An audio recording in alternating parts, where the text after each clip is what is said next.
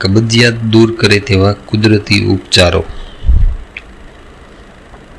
દરરોજ નિયમિત મળ શુદ્ધિ ન થવી તેને આપણે કબજિયાત કહીએ છીએ. પરંતુ આરોગ્યની દૃષ્ટિએ ખોરાકના યોગ્ય પાચન અને શોષણ બાદ શરીર માટે અનાવશ્યક એવા મળનો સંપૂર્ણપણે નિકાલ કોઈ પણ શારીરિક જોર લગાવ્યા વગર થાય તેને સ્વાભાવિક મળ પ્રવૃત્તિ કહેવાય.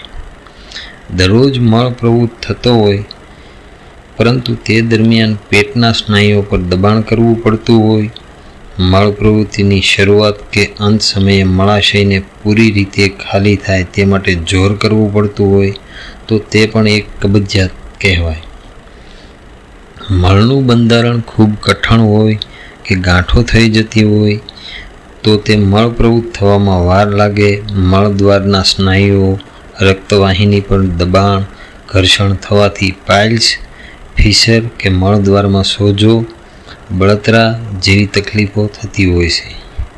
આથી જ કબજિયાતના નિદાન માટે માત્ર દરરોજ મળ પ્રવૃત્તિ થાય છે કે કેમ તેટલું જોવાનું નથી. શરીરમાંથી બહાર ધકેલવા લાયક મળ યોગ્ય સમયે સંપૂર્ણપણે અને કુદરતી આવેગ સાથે સરળતાથી પ્રવૃત્ત થાય છે કે કેમ તે દરેક બાબત ખૂબ મહત્વપૂર્ણ હોય છે. શરીરને પડતી શક્તિની જરૂરિયાત પૂરી પાડવા જે રીતે ભૂખ, તરસના સ્વાભાવિક સંવેદનો અનુભવાય છે તેવી જ રીતે ખોરાકના પાચન પોષણ બાદ બિનજરૂરી મળરૂપ પદાર્થના નિકાલ માટે મળ પ્રવૃત્તિના સંવેગ પણ કુદરતી રીતે અનુભવાય છે તથા મળના આવેગને રોકવામાં ન આવે તે આરોગ્ય માટે ખૂબ જરૂરી છે.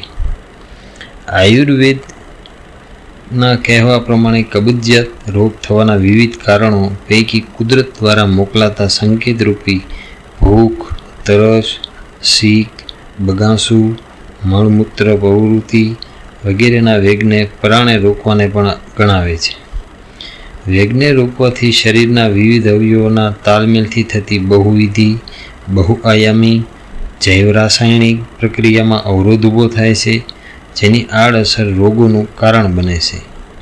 આથી જ સમયાભાવ, અન્ય શારીરિક માનસિક કાર્યપ્રવૃત્તિમાં વ્યવસ્થાના પરિણામે મળ પ્રવૃત્તિના વેગને પણ રોકવામાં આવે તો તેની આડઅસર પાચન તંત્રની વિવિધ ક્રિયા પર થાય છે.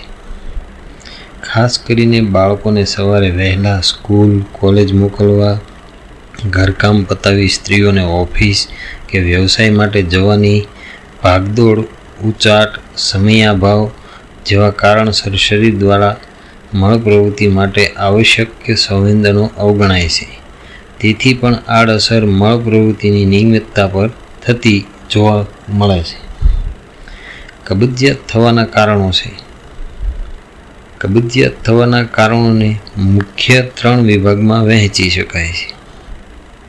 ખોરાકમાં રેસા અને આવશ્યક જથ્થાનું પ્રમાણ ઓછું હોય, પ્રવાહી ખોરાક, પીણા તથા પાણીનું પ્રમાણ ઓછું હોય, એન્ટીડિપ્રેશન દવાઓ, પીડાનાશક દવાઓ જેવી દવાઓની આડઅસરથી આંતરડામાં સંકળાશ થઈ જવી, અવરોધ થવો, કેન્સર કે અન્ય રોગથી મળનું આગળ ધકેલવાનું સરળતાથી થતું ન હોય.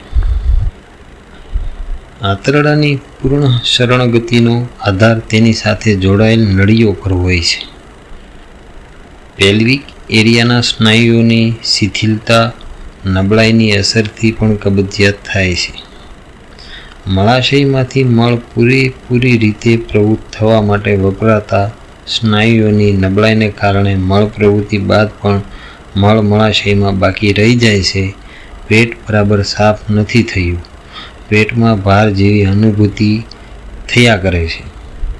આ બધા જ કારણો વિશે જાણીને તે પૈકીના કયા કારણો પોતાને થતી કબજિયાત કે અપૂર્ણ મળ પ્રવૃત્તિ માટે જવાબદાર છે તે જાણી દૂર કરવા પ્રયત્ન કરવો.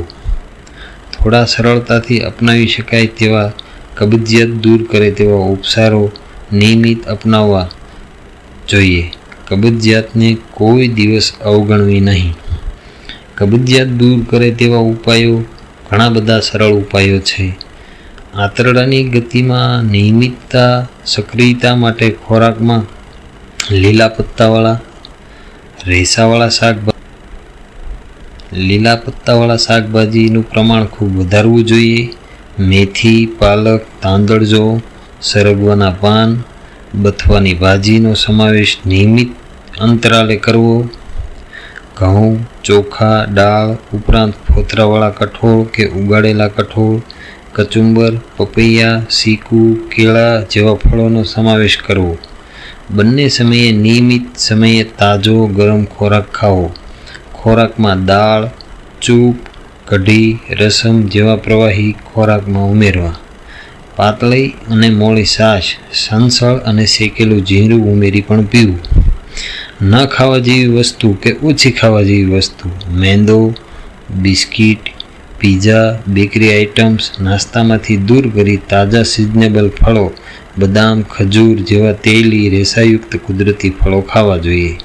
કેળા, ચીકુ, પપૈયા, નાશપતી, પાઇનેપલ જેવા ફળોમાં રહેલા રેસા અને પાચક સારક ગુણ કબજિયાત મટાડે છે. અને તમારે થોડી જાજી કસરત પણ કરવી જોઈશે. સવારમાં કબજિયાત દૂર કરવા માત્ર કોઈ રેચક, ફાકી, સૂરણ કે ટીકડી પર આધાર રાખવો નહીં. દરરોજ સવારે નરણે કોઠે નવશેકું ગરમ પાણી પીવું. રાત્રે સૂતા સમયે નવશેકું ગરમ પાણી પીવું જોઈએ. દિવસ દરમિયાન બને તેટલું વધારેમાં વધારે પાણી પીવું જોઈએ. અને સાંજે જમીને ફરજિયાત 500 ડગલા ચાલવા. વધારે ચલાય તો વધુ ઉત્તમ. પાચન મળ પ્રવૃત્તિમાં નિયમિતતા જળવાય તે ખૂબ જરૂરી છે. પરંતુ જ્યારે પણ મળ પ્રવૃત્તિનો વેગ અનુભવાય ત્યારે કોઈ દિવસ ટાળવો નહીં. આવા જ આયુર્વેદિક ઉપચાર, ઘરેલું ઉપચાર જોવા અને જાણવા માટે અમારી ચેનલને સબસ્ક્રાઈબ કરો અને વધુમાં વધુ શેર કરો, જેથી કરીને આવા આયુર્વેદિકને લગતા ઘરેલું અને સરળ ઉપાય કોઈકને કામ લાગી જાય અને કોઈક કબજિયાતમાંથી કાયમી મુક્તિ મેળવી શકે. સ્વસ્થ રહો, મસ્ત રહો. આયુર્વેદિક જીવન.